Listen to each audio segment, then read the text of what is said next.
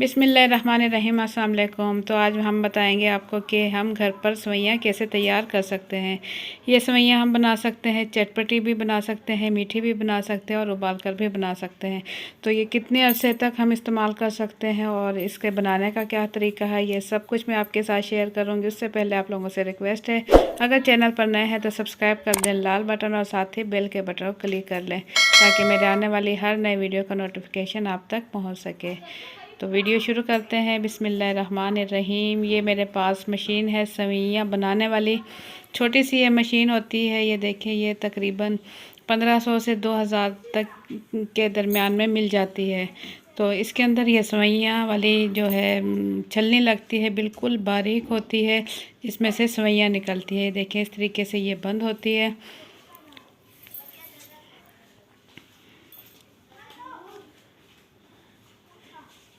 اس میں پیچ ہوتے ہیں، یہ اس طریقے سے بند ہوتی ہے اور اسے فٹ کر سکتے ہیں کسی چرپائی وغیرہ پر، یا کوئی آپ کے پاس میز وغیرہ ہے اس کے اوپر لگا کر اسے فٹ کر سکتے ہیں۔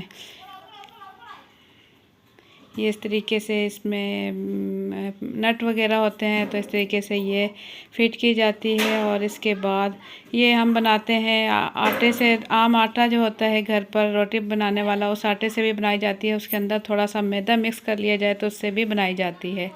تو اس کا جو نارمل آٹا ہوتا ہے اسی طرح گوندا جاتا ہے، لیکن اس کا آٹا کافی سخت ہوتا ہے، کچھ خشک ہوتا ہے، کچھ گیلا ہوتا ہے، اس ٹائپ سے ہوتا ہے کچھ۔ تو بہت زیادہ اس کا آٹا پتلا اور درمیان کا نہیں ہوتا، کافی سخت ہوتا ہے، تھوڑا سا ٹائم لگتا ہے گوندنے میں۔ اور اس میں نمک کا استعمال بھی نہیں کیا جاتا، سمپل خالی آٹا ہی اس پانی کے ساتھ گوندا جاتا ہے۔ تو یہ سوئیاں کھانے میں بہت ہی مزیدار بنتی ہے۔ یہ دیکھیں اس طریقے سے مشین میں لگایا جاتا ہے، جو اس کا سامنے کا حصہ ہے، چھوٹے چھوٹے پیڑے بنا کر اس میں لگائے جاتے ہیں اور اوپر سے گھمائے تو اس طریقے سے اس کی سوئیاں تیار ہو جاتی ہے۔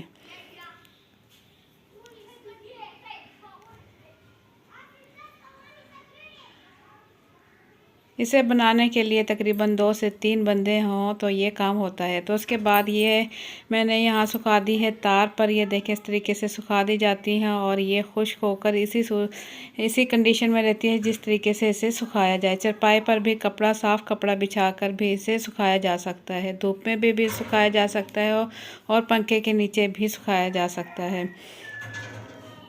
تو تقریباً آدھے سے 1 گھنٹے میں یہ سوئیاں خشک ہو کر تیار ہو جاتی ہے۔ اس کے بعد اسے بنا سکتے ہیں، چٹپٹی بنا سکتے ہیں اور آپ اسے اسٹور کر سکتے ہیں 1 ماہ کے لیے۔